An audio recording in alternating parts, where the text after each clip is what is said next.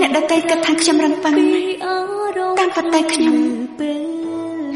ហាត់ណាស់ជីវិតយើងអាចនឹងឆ្លងកាត់បញ្ហាច្រើនដល់មិនអស់តែបើអ្នកឆ្លងកាត់ហាងកាហ្វេកុំភ្លេចចាប់ញ៉ាំមួយកែវផងយកអត់ស្គាល់ទេរដងអរគុណ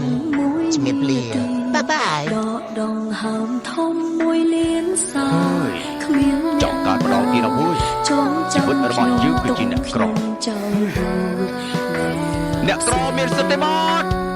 ជីវិតដងដាបកាក់ក៏ធ្លាក់ចូលលូម្រាមដៃក៏មិនដល់កើត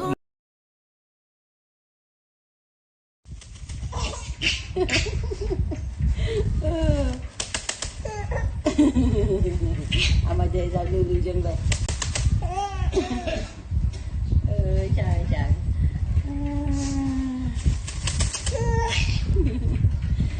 រករឿងក៏សោយមែនទេណាអូក្លាប់អូយើងស្រីស្អីអាទៅថាជាទីពូកដល់សវ៉ាគីរ៉ាកាយណាដល់សង្ហាគីកាយាសុសិហាកន្លា